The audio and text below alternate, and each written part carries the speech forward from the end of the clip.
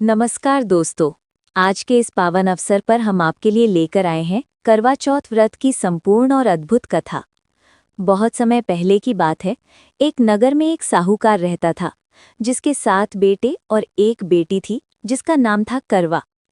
करवा अपने भाइयों की लाडली थी।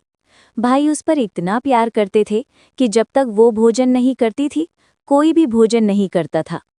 समय बीतता गया और करवा का विवाह एक अच्छे घर में हो गया। एक वर्ष करवा चौथ का दिन आया तो करवा अपने ससुराल से मायके आई हुई थी। पूरा घर उत्सव की तरह सजा हुआ था। सभी महिलाएं अपने पतियों की दीर्घायु के लिए व्रत रख रही थी। दिन भर करवा ने जल की एक बूंद तक नहीं पी, पर शाम होते होते उसे बहुत प्यास और भूख लगने लगी।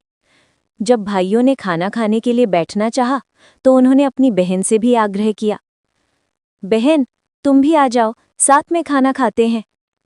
करवा ने मुस्कुराते हुए कहा, भैया आज मैं करवा चौथ का निर्जला व्रत रखी हूँ, चांद को अर्घ्य दिए बिना कुछ नहीं खा सकती। लेकिन अपनी बहन की हालत देखकर सबसे छोटा भाई दुखी हो गया। उसने पहाड़ी पर जाकर एक दीपक जलाया और छलनी की ओट में रख दिया। नीचे आकर बोला, बहन चांद निकल आया है, अब तुम व्रत खोल लो। भोली करवा ने विश्वास कर लिया। वो भागती हुई अपनी भाभियों के पास पहुंची और बोली, भाभी चलो चांद निकल आया, अर्घ्य देकर भोजन करे। पर भाभियां सारा मामला समझ गईं। उन्होंने कहा, तुम्हारा चांद निकल गया है बहन, हमारा अभी बाकी है। करवा ने चांद को अर्घ्य दिया और भोजन कर लिया।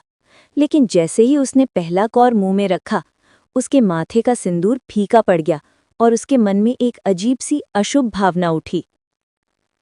रात को जब करवा सोई तो उसे स्वप्न में माता पार्वती जी का दर्शन हुआ। माता बोली, बेटी तुमसे छल हुआ है, चांद अभी निकला नहीं था और तुमने व्रत तोड़ा है, इसलिए तुम्हारे पति पर संकट आने वाला है। करवा रोने लगी और बोली, माँ मुझसे भूल हो गई, अब क्या करूं? माता ने कहा, तुम 12 महीनों तक हर महीने करवा चौथ का व्रत करती रहो और अगली बार जब ये दिन आए सच्चे मन से व्रत पूरा करना, तब तुम्हारा सुहाग सदा अटल रहेगा।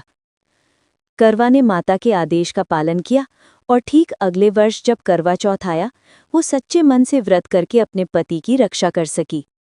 तब से हर स्त्री ये व्रत करने लगी ताकि उसका पति सदा दीर्घायु रहे। करवा चौथ सिर्फ एक परंपरा नहीं, ये विश्वास, त्याग और प्रेम का प्रतीक है, जहाँ एक स्त्री अपने पति के जीवन के लिए स्वयं को समर्पित करती है। जय चौथ माता दी। तो दोस्तों, प्रेम, विश्वास और आस्था का त्योहार आप सभी को करवा चौथ की हार्दिक शुभकामनाएं।